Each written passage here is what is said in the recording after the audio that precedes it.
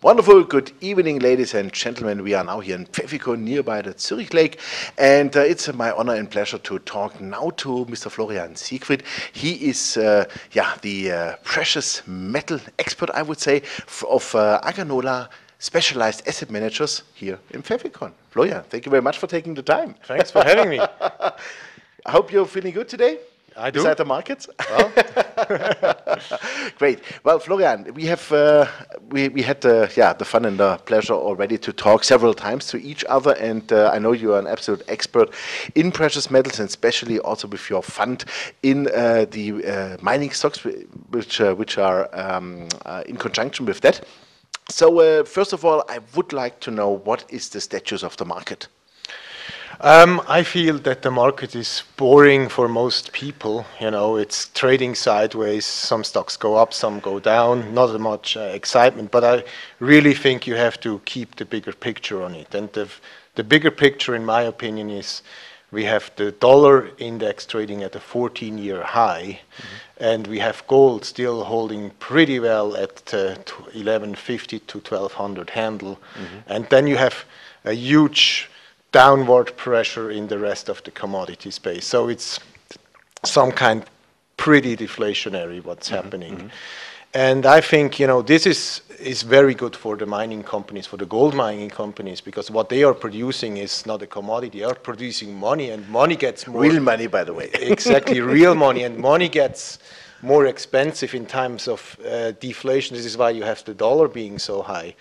So, but right now the market is puzzled, and people and investors do not distinguish between commodities, oil and gold. They throw everything out of the bath, and this is what happens right now. But nevertheless, you have the mining shares holding up pretty well. You see some decent days where gold is under pressure, but you see, as for a typical bottom, mining shares picking up slowly, and this is where we think we are now. It's in a bottoming process, and I think the next bull market is about to start. When you say about to start, do you have a little bit of an idea of a time frame? Well, you know, I feel equities are probably a little bit bumpy here. It could be more volatility, and of course the mining shares will always be part when things get ugly.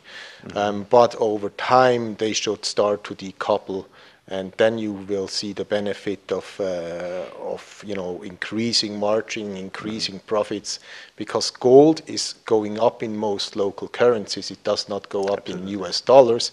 Sooner or later this will be reflected in the earnings of the companies, and then the shares will pick up. Yeah, it could be maybe change already tomorrow when Janet Yellen says the right things from the Fed.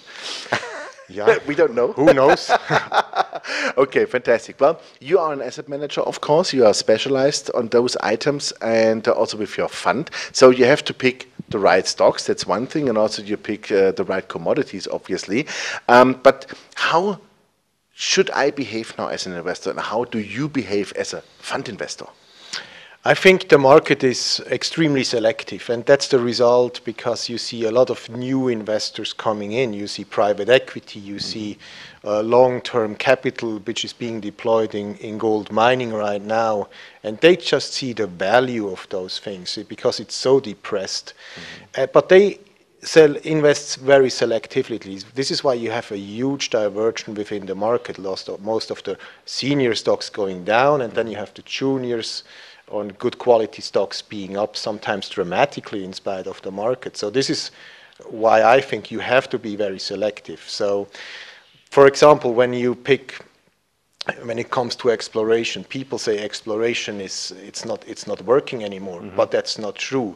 When you invest in the right companies which do exploration how it should be done. Do you have an example for that? Sure. For example, we like, you know, as a general framework, we like companies with lean management, good investor base. You know, when you have investors which always can fund your business through the up and down cycle, then you're in the right spot. You have to companies which are in the right jurisdiction. Right now, that's North America, that's Canada. Maybe not out of the boonies. Yes, not somewhere in the Brazilian jungle. This is where you don't want to be. Yeah.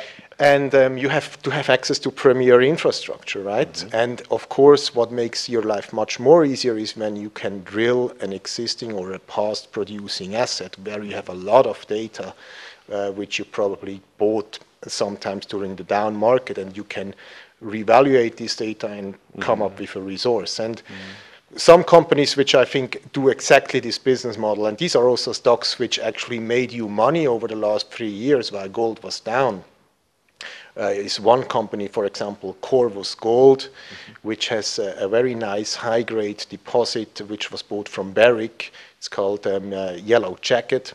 The other one would be Falco Resources, which has the Horn deposit in Quebec. I think eight past producing mines on that, right? 8 or 9. Yes, it's a big piece of ground with different mines. Mostly is gold, but they have some polymetallic stuff there too. But you know, I think they're sitting at 2.6 million ounces equivalent, and they're heading for 5. That's their goal. It's fully funded. They have a program. So you, as an investor, you know what these guys are going to do. And look at the stock price. I mean, it went up. It went up, yeah. And the third one where we also are invested, and we really like the story, is Terex Minerals, which is in the Northwest Territories. That's a project here, the city of Yellowknife. It's almost adjacent to the city. Very good infrastructure, past producing asset with 13 million ounces.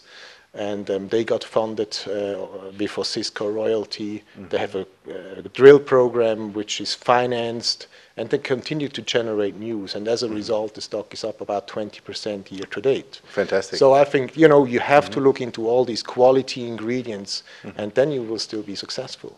Fantastic. When we move from exploration, let's say maybe a little bit more on the production side, of course. Anything you favor here? Maybe not only the big stocks, maybe some medium producers. Yeah, I think the sentiment right now is extremely risk averse. So people have a tendency to go back to to their home countries, especially Canada and the US, and they flee sometimes the other countries. And I think one of them is right now is Mexico, because you had all the turmoil in the Guerrero Belt with the things which happened to Gold Corp and Terex. You mean the hostage taking? With the hostage taking, right? And I think, as sad as these events are, the market tends to forget. And one company I think is really become very cheap right now is Temos Gold. It's a 120,000 ounces producer. It was trading at $3 and more. It's now down to 82, basically. Cents, yes. Basically, since they announced 2 acquisitions, of course, the market didn't like it probably too much. But don't forget, Temos was profitable even in 2013 when gold collapsed. These guys didn't lose money. They have no debt. They have cash in the bank. And my suspicion is, at 82 cents, now the market has other preferences. But if the sentiment changes, then here is Temos with probably a potential production profile of 300,000 ounces. And guess what? Where is the market valuing these companies today? At around $1 billion. And Temos is about 200 million. So this is why potential 5-bagger. I think this is, at these level evaluations, you have to be opportunistic and you have to do your homework, and then you find value in this space. So this is one basically we bought recently as well. Yes. Yeah, fantastic. Any other companies you like to feature, or any other ideas?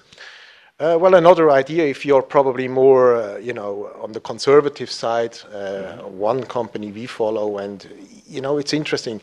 Some companies, if they keep to be in the top of the peer group, they tend to do this for quite some time.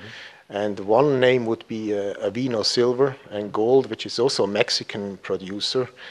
It has a nice profile since they took the Avino mine back into production. It's going to produce probably like 2 million silver equivalent ounces in 2015. That was about 1 million this year. Very low cost. And also with this share, you actually did not lose money during the downtrend. So when the market turns up, these guys will still be profitable. If the market turns down, you are protected because they have the margin, which works in a in a low price environment. Even better. Yeah. Yes. Exactly. And you have the full upside, of course. Sure. Yeah. So we can say that, for example, the mid to small producers, we can see them as a call on gold and silver, right? But without the risk of a bank behind it. Yeah, I think still, do your own homework. I think the key is they have to have a clean balance sheet. Yeah. Look into the past. Did these companies dilute the shareholders? Are they financially diligent? You do your math on a per share basis. And especially, do they have a mine life that gives them like 5 to 10 years? That's always one criteria I like, because right now everybody wants to see like free cash flow. Okay, so free cash flow is you have operating earnings and then you deduct your investments. If you have a long mine life, then that gives you some guarantee, so to speak, that companies' profit are not reinvested in new capital expenditures into new projects. So yeah, I think that's something to watch for too. Okay, fantastic. Last question, just a shot out in the blue. Where do you see gold and silver in 1 year from here, or 18 months? In which currency? Dollar. I would say probably around 1400 or so. I would say so. For gold? Yeah. And silver depends. I mean, if there is real deflation, probably going to stick where we are. But if we get really into this kind of boom markets, then silver always outperforms gold. So is it going to be 30 or 40? Or is it 25? It's really too hard to make a call. But we can say much higher than today. But I think it will be higher, yes. Fantastic. I like the statement. Positive thinking, that's what we need in those times. Sure. Florian, thank you very much for the interview, and all the best for you and your fund, and I'm sure you'll make it right. Thanks. Yeah, ladies and gentlemen, that was Florian Siegfried. You heard him. He is the specialist for precious metal stocks and the precious metals itself here at AgaNola Specialized Asset Managers. And he's still quite positive, I would say. He had some very, very good examples on the exploration side, like Terex or Terex, whatever they prefer, like Falco Resources and also Corvus Gold. You didn't lose money. You made money, actually, even in those shaky and rough markets. And also on the production side, for example, something like a Temos Gold, which I would prefer also too. Honestly, I'm a shareholder of the company also, because I believe in the management. And vino silver as a special situation, also in Mexico, producing small silver producer, but also interesting. You didn't lose money. Those are the stocks you are interested in. You want, to hop on or jump on, and even if gold and silver may dip again, this is possible. We will see what comes out on Wednesday and Thursday this week with Janet Yellen, what she will say, but what she will tell us out of the Fed and what's going on with the future here with the dollar. Rough times, interesting times. We create here history. But thanks for watching. Bye-bye from Pfeffikon.